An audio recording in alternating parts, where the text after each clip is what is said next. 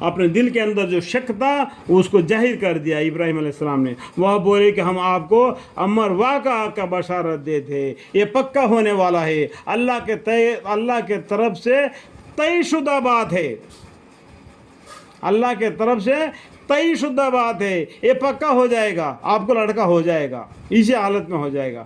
سو آپ نا امید نہ ہو. ابراہیم علیہ السلام فرمائے کہ بھلا اپنے رب کی رحمت سے کون نا امید ہوتا ہے بجز گمراہ لوگوں کے. جو گمراہ لوگ ہیں وہی اللہ کے رحمت سے نا امید ہوتے ہیں. جو متقی پرہیزگار ہوتے ہیں وہ کبھی بھی نا امید نہیں ہوتے. اللہ جو چاہیے وہ کر گزر جاتا ہے. اللہ تعالیٰ اتنا کہنا کافی ہے، کن فیکن تو ہو جائے گا. فرمانے لگے کہ اب تم کو کیا فہم درپیش ہے اے بھیجے ہوئے فرشتوں. ابھی تو مجھے تو ابراہیم علیہ السلام کو تو بشارت دے دیے اسحاق علیہ السلام کا، اور آگے کیا کرنے کے لیے آئے فرشتوں کر کے ابراہیم علیہ السلام نے ان فرشتوں سے پوچھا. ان فرشتوں نے کہا کہ ہم یہ مجرم قوم کی طرف بھیجے گئے ہیں. ایک مجرم قوم، کون سا ہے؟ لوط علیہ السلام کی قوم تھی، ان کے طرف بھیجے گئے. وہ بالکل حد سے گزر گئے، لوط علیہ السلام کو کہنے کو بھی نہیں مان رہے ہیں. مگر لوط علیہ السلام کے خاندان کہ ہم ان سب کو بچا لیں گے. جو لوط علیہ السلام کو ان کے ہمراہ جو ایمان لائے ان کو ہم بچا لیں گے بجز ان کی بیوی کے. دیکھو لوط علیہ السلام ایک پیغمبر ہے، اللہ کے چنے ہوئے منتخب کیے ہوئے بندے ہیں، لیکن ان کا بیوی ایمان نہیں لائی. دیکھو ہدایت دینا اللہ کے قبضے قدرت میں ہے، کسی پیغمبر کے ہاتھ میں نہیں ہے. ہدایت دینا کس کے ہاتھ میں ہے؟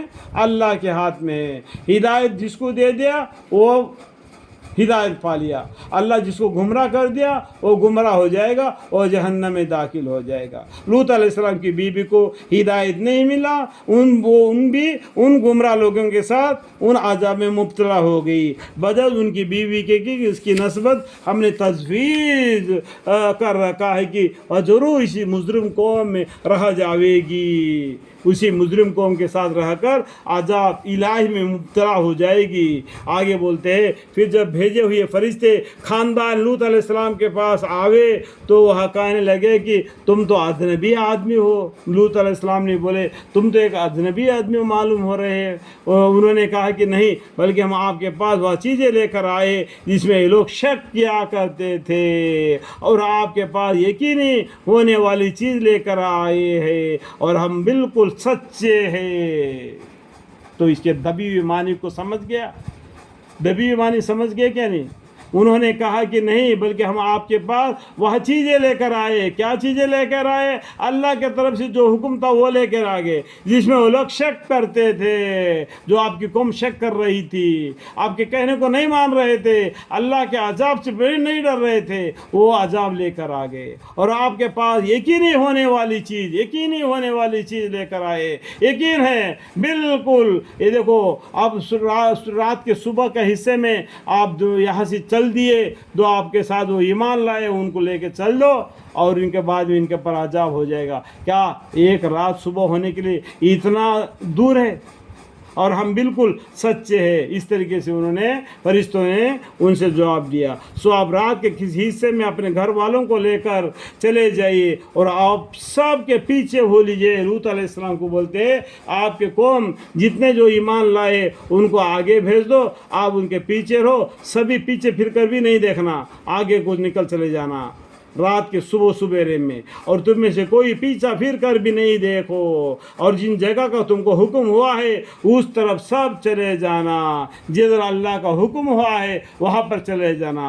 اور ہم نے ان کے یعنی لوط علیہ السلام کے پاس یہ حکم بھیجا کہ صبح ہوتے ان کے بالکل جڑ کٹ جاوے گی. اللہ تعالیٰ نے وہی کے ذریعہ لوط علیہ السلام کو یہ پیغام بھیج دیا کہ صبح ہوتے ان کے جڑ کٹ جاوے گی، نیچے کا زمین اوپر کا نیچے کا زمین نیچے، زیر کا جبر کا زیر ہو جائے گا، اور اوپر پتھروں کا بارش گرے گا.